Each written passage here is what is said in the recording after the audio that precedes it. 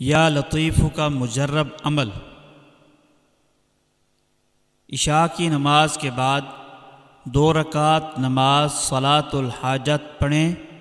نماز کے بعد 11 بار سورہ الم نشرح پڑھیں، پھر 11 بار درود شریف پڑھ کر 16,641 مرتبہ یا لطیف پڑھیں، اور آخر میں 11 مرتبہ درود شریف پڑھ کر اپنے مقصد کے لیے دعا مانگیں۔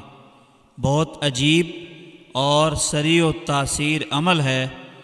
عمل کا طریقہ یہ ہے کہ 129 دانے والی تسبیح لے کر قبلہ رخ بیٹھ جائیں، ایک تسبیح پڑھ کر ان 4 آیات کو پڑھیں یا ان میں سے کسی ایک کو پڑھیں۔